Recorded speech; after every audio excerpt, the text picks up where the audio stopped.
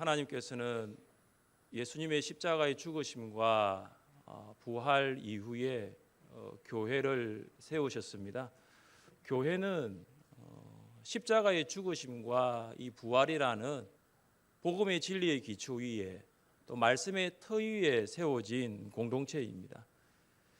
이 부분이 세상의 다른 모임과는 다른 점입니다. 세상의 모임은 사람들이 모여서 시작을 하지만 교회는 사람이 세운 것이 아니라 하나님께서 세우신 공동체입니다. 하나님께서 세우신 교회를 하나님이 직접 일을 하실 수 있지만 하나님의 사람을 통해서 일하시고 천사를 시켜서 일을 하실 수 있지만 사람을 통해서 하나님은 일하십니다.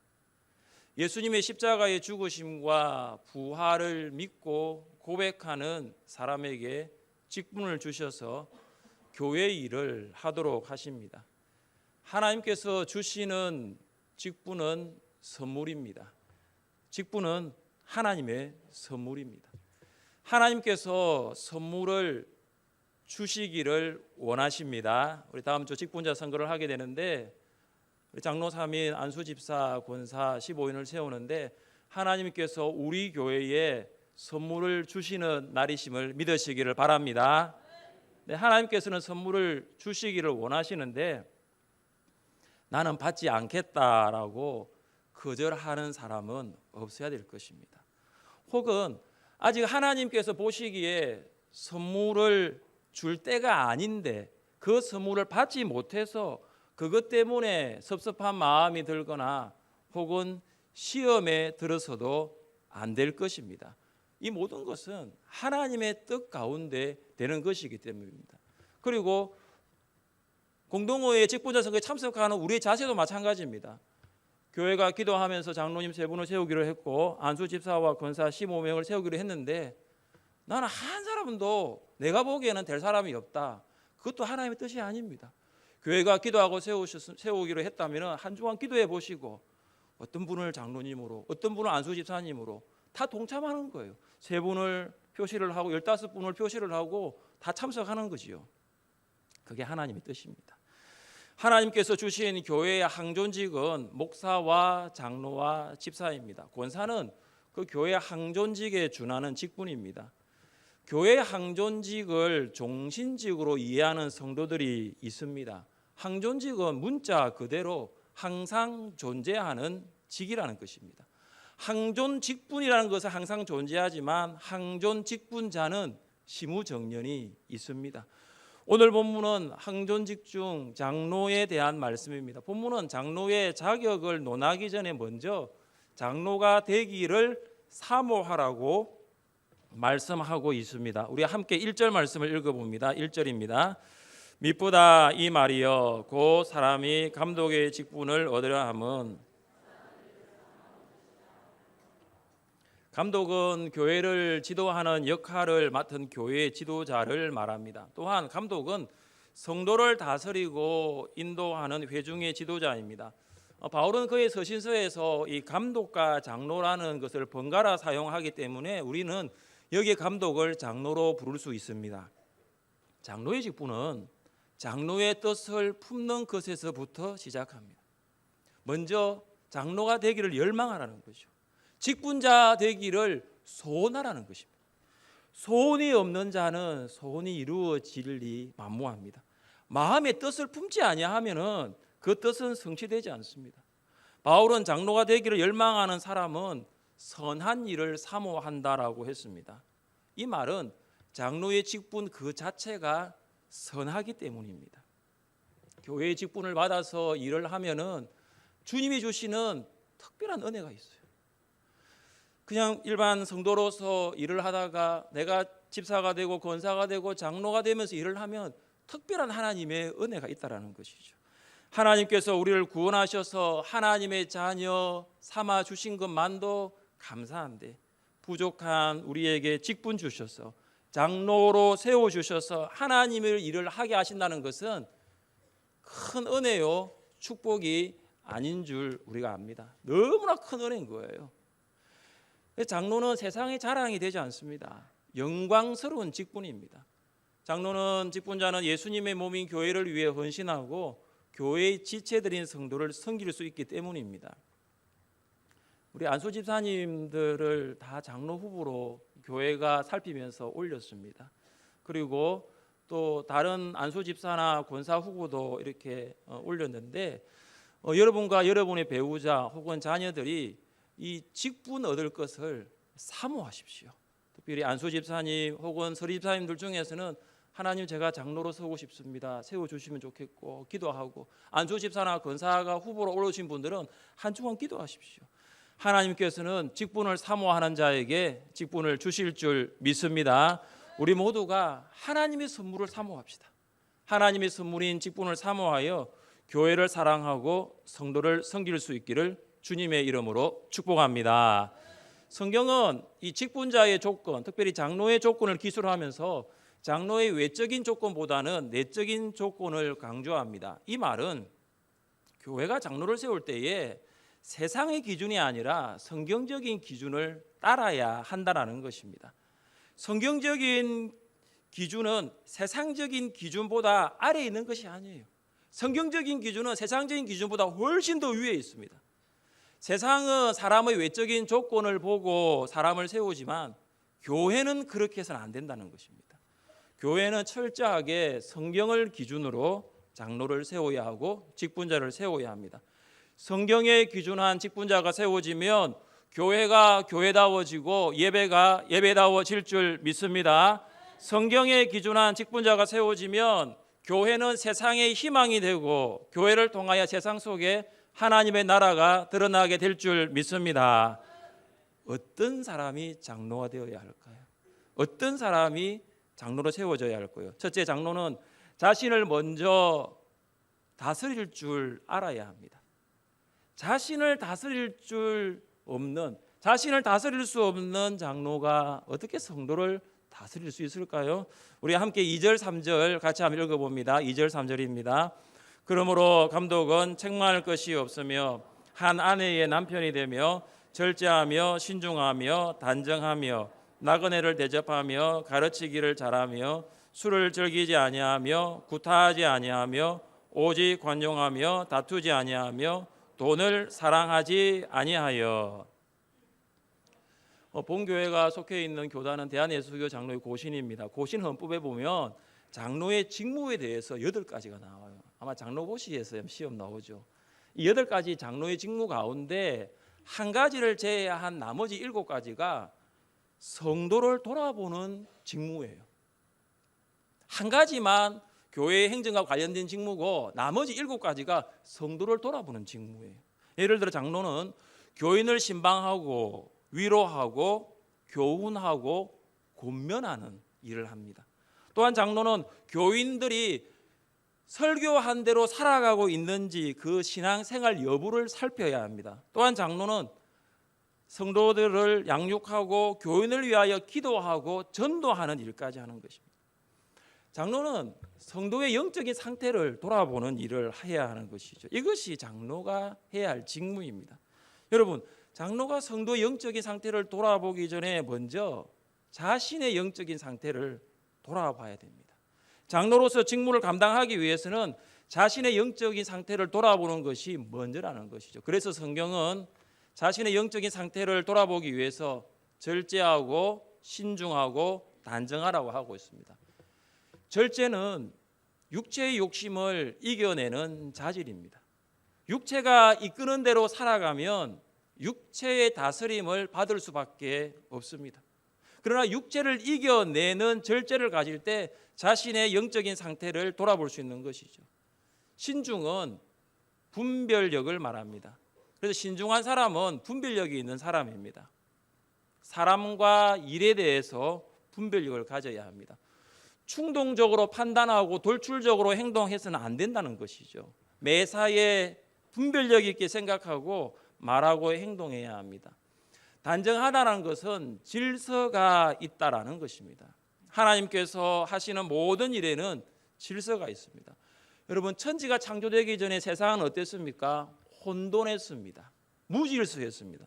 그러나 하나님께서 말씀하시니 세상은 질서가 있는 모습을 갖추게 되었습니다. 한번 보세요.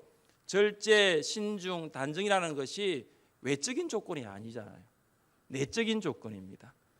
자신의 욕심을 다스리고 자신의 생각을 다스리고 자신의 마음을 다스리는 거예요.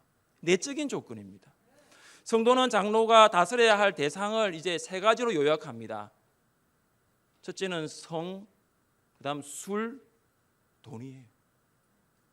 장로는 이 세 가지를 다스려야 됩니다. 성의 유혹, 술의 유혹, 돈의 유혹이 오면은 뿌리쳐야 한다. 장로는 한 아내의 남편이 되어야 하고 술을 즐기지 아니해야 하고 돈을 사랑하지 않아야 합니다. 장로는 무엇보다도 성적으로 정결해야 합니다. 한 아내의 남편이 되어야 하는 이유가 바로 여기에 있는 것이죠. 바울이 본서를 기록할 당시에 로마 문화에서는 이혼과 간통, 동성애가 빈번했습니다. 그래서 로마의 남편들은 정부를 두었습니다. 자기 아내 말고도 다른 여자를 두었어요. 불륜을 자행했습니다. 그래서 바울은 남편들에게 이야기할 때 아내들에게 충실하라라고 권면하고 있습니다. 장로는 아내에게 충실하고 건강한 부부 관계를 지속해야 합니다. 장로가 아내에게 최선을 다하지 아니하면 사탄의 유혹을 받아 넘어질 수가 있습니다. 우리 같이 한 말씀을 읽어볼까요? 남편은 그 아내에 대한 의무를 다하고 아내도 그 남편에게 그렇게 할지라. 아내는 자기 몸을 주장하지 못하고 오직 그 남편이 하며 남편도 그와 같이 자기 몸을 주장하지 못하고 오직 그 아내가 하나니. 남편은 아내에 대한 의무를 다해야 합니다. 이 의무가 뭐냐면 성적 의무예요. 아내의 몸을 주장할 수 있는 사람도 남편 외에는 없습니다. 아내들 기억하십시오. 내 몸을 주장할 수 있는 사람은 하나님께서 짝지어 주신 남편 외에는 없어요. 남편 외에 다른 사람이 있다는 것은 큰일 날 일입니다. 남편이 아내에 대한 이 의무를 다하지 아니하니까 가정이 무너지는 거예요. 가정이 무너지는 중심에 뭐가 있냐 하면은 건강하지 않는 부부 관계가 있는 것입니다. 종교개혁자 루터가 이런 말을 했습니다. 오늘 밤 부부 관계하는 중 주님이 오셔도 아무 문제 없습니다. 왜냐하면 가정에서 부부 관계는 주님이 허락하신 관계이기 때문입니다. 왜 우리나라의 가정들, 특별히 그리스도인이라고 하는 믿는 가정이 왜 문제가 납니까? 가정에서의 부부 관계는 주님이 허락하신 관계인데 가정 바깥에서 이런 일들이 생기기 때문에 그래서 무너지는 거예요. 하나님께 짝지어 주신 남편과 아내의 관계는 하나님이 주신 선물인 거예요. 말씀을 가장 중요하게 생각했던 종교개혁자들이 가장 중요하게 생각한 것이 부부관계라는 거예요. 성도들은 특별히 직분자, 장로가 어떻게 아내를 사랑하고 있는가를 보고 있어요. 그리고 따르고 있습니다. 그 중에 하나가 뭐냐면 부부가 함께 자리에 앉아 예배를 드리는 거죠. 교회 올 때는 같이 오시더라고요. 같이 오시는데 교회에 들어오면서 갈라지시더라고요. 한 분은 이쪽으로 가시고 한 분은 저쪽으로 가시고. 그리고 앉아 있어도 조금 떨어져 앉아 있더라고요. 근데 그 떨어져 앉아 있는 게 중간에 분명히 한두 사람이 들어갈 수 있는 공간이 있더라고요. 공간이 있더라고요. 저는 이제 그 보면서 아침에서 싸우셨나 싶기도 하고 왜 두 분이 한 주간 동안 좀 안 좋은 일이 있었나 생각이 들더라고요. 같은 자리에 앉아 예배 드리는 것입니다. 사탄이 틈탈 수 있어요. 앉을 때도 너무 떨어져 있지 않는 거예요. 좀 더 가까이 붙어 앉으세요. 특별히 찬양대에 앉으시는 분은 어쩔 수 없지만 그냥 부부가 와서 예배 드리면 같은 자리에 앉으세요. 왜 남반이 이쪽, 여반이 이쪽에 왜 따로 앉은지 모르겠어요. 같이 앉으세요. 다음 주부터 같이 앉을 수 있기를 바랍니다. 장로는 술의 유혹을 뿌리쳐야 합니다. 사람들은 술과 사회생활은 때려야 뗄 수가 없다라고 합니다. 회식 자리에 어김없이 밥과 함께 따라오는 것이 술이라는 것이죠. 어떤 집사님은 신자로서 회식 자리에 불참하는 것은 눈치가 보이고 또 회식 자리에 참석하며 이 술잔을 거부하기가 쉽지 않다라고 말씀을 하십니다. 제자훈련의 필독서 첫 번째 필독서가 아프지도 말고 죽지도 말자라는 책의 저자 정천성 집사님은 국세청에 근무하는 직원이었습니다. 한 번은 기획예산 담당관실 전 직원이 수안보에 체육대회를 간 적이 있습니다. 저녁을 먹는 자리에서 술잔이 돌았습니다. 지사님 옆에 앉아 계셨던 과장님이 정천성 씨, 국장님께 술 한 잔 드려요 라고 말했습니다. 집사님은 일어서서 술을 따라 들으며 큰 소리로 이렇게 말했다고 합니다. 국장님, 저는 줄을 가까이 하고 있기 때문에 줄을 멀리 하고 있습니다. 똑같은 반응이었대요. 다른 직원들도 이 말이 무슨 말인지 아무 모르겠다는 눈치였습니다. 집사님은 다시 일어서서 저는 예수님이신 주님 주를 섬기고 있기 때문에 줄을 멀리하고 있다는 말씀입니다. 감사합니다 하고 자리에 앉았습니다. 자중이 웃고 말았습니다. 그 후에 집사님에게 술을 권하는 사람 한 사람도 없고 대신에 음료수를 시켜 따라 주었다고 합니다. 지금도 술자리에서 한 잔 건네주는 그 유혹을 가감하게 뿌리칠 수 없는 성도들이 있습니까? 상대방의 기분이 상하지 않게 공손한 말로 한번 해보십시오. 저는 주를 가까이 하고 있기 때문에 주를 멀리하고 있습니다. 장로는 돈의 유혹을 뿌리쳐야 합니다. 장로도 돈의 유혹을 받을 수 있어요. 돈의 유혹을 받지 않는 사람은 아무도 없을 겁니다. 그러면 돈의 유혹을 뿌리치지 못하는 이유가 무엇입니까? 돈이 최고이기 때문입니다. 돈이 가치 있기 때문입니다. 돈이 소중하기 때문입니다. 그래서 유혹이 오고 그러면 뿌리칠 수 없는 거예요. 돈의 유혹을 뿌리치지 못하면 결국은 돈의 지배를 받게 됩니다. 돈의 지배를 받으면 우리의 영혼이 파괴됩니다. 부하려 하는 자들은 시험과 올무와 여러 가지 어리석고 해로운 욕심에 떨어지나니 그 사람으로 파멸과 멸망에 빠지게 하는 것이라. 돈의 지배를 받는 사람은 돈을 위해서는 무슨 일이든지 합니다. 불법도 합니다. 도덕적이지 못한 일도 돈을 위해서라면 괜찮아요. 돈 때문에 사람들에게 상처 주는 것도 마다하지 않습니다. 돈이 최고니까요. 돈 때문에 배우자와 싸웁니다. 돈 때문에 부모와 자녀 관계가 원수 관계가 됩니다. 돈 때문에 형제지간은 얼굴도 보지 않고 연락도 끊어버립니다.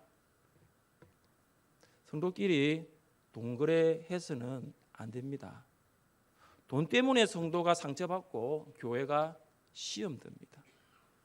급전이 필요해서 차용한 성도가 나중에는 마음이 바뀌어서 변심해서 나는 돈 빌린 적 없는데 차용한 적 없는데라고 말을 했다고 합니다. 아니 빌려준 성도가 분명히 알고 있는데 빌려간 성도가 받은 적이 없다니 이게 말이 안 되는 이야기잖아요. 결국은 그 두 분 간의 시시비비를 가리지 못해서 법정에서 판사가 그 문제를 해결해 주었다라고 합니다. 장로는 성과 술과 돈의 유혹을 뿌리칠 수 있어야 합니다. 그러기 위해서는 절제하고 신중하고 단정해야 합니다. 자신의 욕심을 이겨내는 절제가 있어야 하고 말과 행동을 분별할 수 있는 신중함이 있어야 하고 내면에 질서가 있는 단정함이 있어야 합니다. 둘째, 장로는 가정을 잘 다스려야 합니다. 장로는 자기뿐만 아니라 가정을 다스려야 합니다. 우리 함께 4절과 5절을 읽어보겠습니다. 4절과 5절입니다. 자기 집을 잘 다스려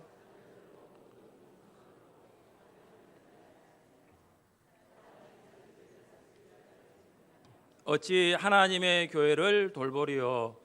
다스린다는 것은 권위적으로 지배한다는 말이 아닙니다. 내가 남편이기 때문에 아내를 억압하고 내가 아버지이기 때문에 자녀를 힘으로 통제하는 것이 다스린다는 말이 아닙니다. 가부장적인 집안 분위기에서 자란 아버지들 그리고 그런 남자들이 결혼해서 남편이 되고 아버지가 되면 자라면서 본대로 하는 거예요. 아내를 힘으로 억압하고 자녀를 힘으로 누르는 거죠. 그게 다스린다고 생각합니다. 그러나 성경에서 말하는 다스림은 말과 힘으로 누르는 것이 아니에요. 말과 힘으로 아내와 자녀를 통제하는 것은 믿음의 가장들이 해야 할 영역이 아닙니다. 여기 다스린다는 말은 앞에 서다, 그리고 앞에 두다라는 말입니다. 다스린다는 것은 부모가 자녀 앞에 서는 거예요. 믿음의 본을 보여주기 위해서 자녀 앞에 서는 거죠. 다스린다는 것은 말씀대로 가르친 대로 부모가 살아가는 것을 보여주기 위해서 자녀 앞에 서는 거예요. 그게 다스리는 거예요. 말과 힘으로 다스리는 것이 아니에요. 부모가 자녀 앞에 서는 거지요. 그러면 자녀를 진리 가운데로 부모가 인도할 수 있는 것입니다. 이것이 부모의 리더십이고 지도력이라는 말입니다. 성경은 부모에게 무엇을 명령합니까? 아비들아 너희 자녀를 노엽게 하지 말고 오직 주의 교훈과 훈계로 양육하라. 우리는 이것을 보면서 그래 부모인 내가 자녀를 양육할 때에 교훈과 훈계로 해야지라고 하지만 하나님께서 나에게 주시는 말씀으로 받지 않아요. 어떤 말씀입니까? 내가 먼저 주의 교훈과 훈계로 지도받아야 하는 거죠. 내가 먼저 주의 교훈과 훈계로 내가 하나님의 말씀으로 살아야 된다는 건데 자기는 살지 않으면서 부모는 그렇게 살지 않으면서 자녀에게는 교훈과 훈계로 살아라고 하면 자녀가 살아가지 않습니다. 요즘 자녀들 부모님 말 듣고 그대로 하는 자녀들을 이제는 많이 없어지고 있습니다. 부모의 말을 듣고 배우는 것이 아니에요. 요즘 자녀들은 부모가 하는 것을 보고 배웁니다. 자녀는 부모가 앞에서 말하는 것을 듣고 배우는 것이 아니라 부모가 기도하는 모습, 부모가 말씀 따라 살아가는 모습, 부모가 하나님께 헌신하고 희생하는 모습, 부모가 교회를 위하여 섬기는 그 모습을 뒷모습을 보고 배우는 거예요.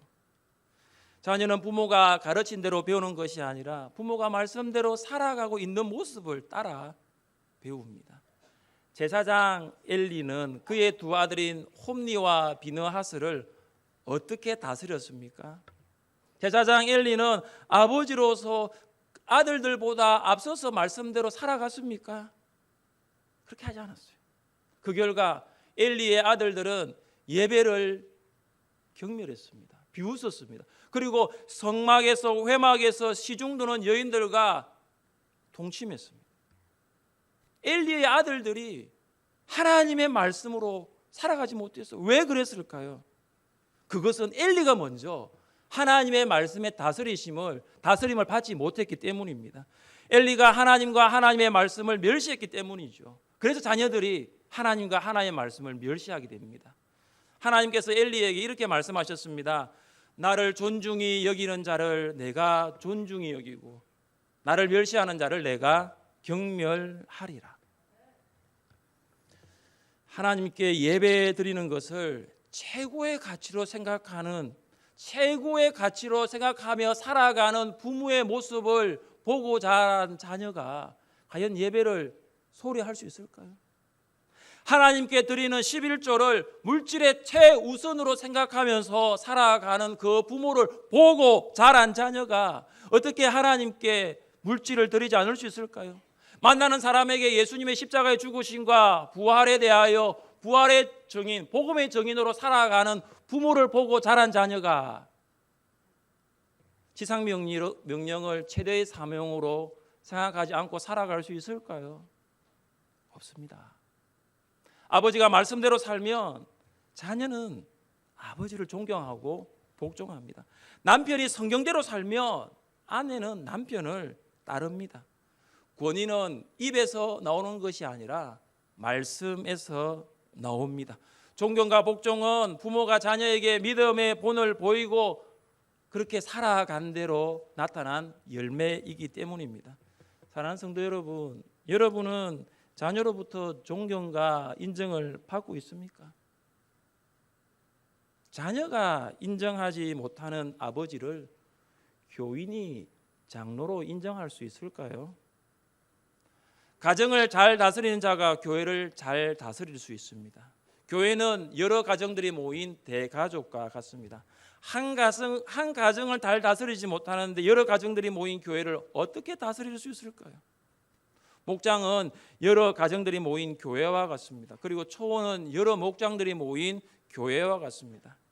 목자와 초원지기가 성도로부터 존경과 인정을 받기 전에 먼저 자녀로부터, 아내로부터, 배우자로부터 존경과 인정을 받아야 합니다. 가정을 다스리는 교회를 다스릴 수 있기 때문입니다. 셋째, 장로는 불신자들에게 좋은 평판을 받아야 합니다. 우리 함께 7절 말씀을 읽어보겠습니다. 7절입니다. 또한 외인에게서도 선한 증거를 얻은 자라야 할지니 비방과 마귀의 올무에 빠질까 염려하라. 외인은 교회 밖의 사람들을 말하고 선한 증거는 좋은 평판을 말합니다. 장로는, 직분자는 교회 안에서뿐만 아니라 교회 밖의 사람들에게도 좋은 평판을 받아야 합니다. 다시 말해서 교회 안의 모습하고 교회 밖의 모습이 같아야 한다는 것이죠. 그런데 이 모습이 다르면 사람들로부터 비방을 받게 됩니다. 불신자들은 신자들이 어떤 모습으로 살아가는 것에 대해서 유심히 살펴보고 있습니다. 사실 그들은 그렇게 살지 않아요. 그런데 우리가 그렇게 살지 않냐면 어떻게 교회 다니는 사람이 그렇게 살지 않느냐라고 이야기를 하는 것이죠. 여러분의 이웃들과 동료들은 여러분이 그리스도인이라는 것을 알고 있습니까? 그렇다면 여러분은 그들로부터 어떤 평가를 받고 있습니까? 긍정적인 평가입니까? 부정적인 평가입니까? 바울은 장로들에게 불신자들이 비방과 마귀의 올무에 빠질까, 그들로부터 비방과 마귀의 올무에 빠질까 염려하라고 주의하고 있습니다. 교회 안의 모습과 교회 밖의 모습이 다르면 불신자들로부터 비방을 받을 뿐만 아니라 마귀의 올무에 빠질 수가 있어요. 교회 안의 모습과 교회 밖의 모습이 동일하면 마귀가 올무를 설치해 놓고 기다리고 있어도 걸려들지 않는 것이죠. 세상에서 6일 동안 그리스도인으로 삶의 열매를 가지고 나와서 주님 앞에 예배를 드리기 때문입니다. 그러나 주중 6일 동안의 삶이 그리스도인으로 살지 못했다면 우리는 마귀가 설치해 놓은 그 올무에 걸려 넘어질 수 있는 것입니다. 그래서 불신자들로부터의 좋은 평판을 받는 것하고 마귀로부터의 그 올무에 걸리지 않는 것은 결국은 같은 말입니다. 하나님께서는 우리가 교회 안에서뿐만 아니라 교회 밖에서도 신실한 성도로 살기를 원하십니다. 미국 필라델피아의 백만 장자였던 스티븐 지라드는 하루는 직원들에게 이런 말을 했습니다. 일요일에도 나와서 근무하십시오. 그러자 한 청년이 주의를 지켜야 하는 것 때문에 일을 할 수 없다라고 말했습니다. 빈틈없고 냉혹한 이 사업가 지라드는 청년에게 그러면 나와 함께 일하는 것이 어렵겠네요. 나와 함께 하는 것은 힘들겠네요. 헤어질 수밖에 없지요라고 말을 했습니다. 그러자 청년이 뭐라고 말했습니까? 네, 각오하고 있습니다. 노모를 봉양해야 하지만 주의를 범할 수는 없습니다. 라고 그 자리를 떠났어요. 결국 해고되었지요. 어느 날 필라델피아의 한 은행 총재가 지라드에게 새로운 은행을 여는데 좀 좋은 사람이 있으면 추천해 달라고 부탁을 했습니다. 곰곰이 생각한 지라드는 자신이 얼마 전에 해고한 청년을 소개해 주었습니다. 그러자 은행 총재가 지라드에게 물었습니다. 그 청년 얼마 전에 해고하지 않았느냐고. 그러자 지라드가 이런 말을 했습니다. 물론 내가 해고했지. 그러나 그 청년이 처한 환경과 형편에 따라 신념과 원칙을 바꾸지 않는 사람이 관리하는 은행이라면 믿고 돈을 맡길 수 있지 않겠나. 결국은 지라드의 추천을 받은 그 청년은 은행 총재에게 발탁돼 전보다 훨씬 더 좋은 직장에서 근무를 하게 되었습니다. 직분자는 교회 안에서뿐만 아니라 교회 밖에서도 좋은 평판을 받아야 합니다. 직분은 하나님의 선물입니다. 한 주간 기도하시면서 하나님의 선물을 사모하십시오. 하나님의 주시는 그 선물을 위해서 기도하는 여러분 되시기를 바랍니다. 자신과 가정을 잘 다스리는 분이 누구인가? 교회 밖에서도 불신자들에게 존경과 인정을 받는 분이 누구인가를 살피십시오. 여러분의 관점에서 보지 마십시오. 오늘 성경에서는 사람의 뜻이 전혀 나타나지 않습니다. 하나님의 뜻이 바로 이것입니다. 자신을 다스리는 사람, 그리고 가정을 다스리는 사람, 또한 교회 안팎에서 존경과 인정을 받는 직분자들이 세워져서 교회가 교회되고 예배가 예배되는 놀라운 은혜가 직분자 선거에 함께할 수 있기를 주님의 이름으로 축복합니다.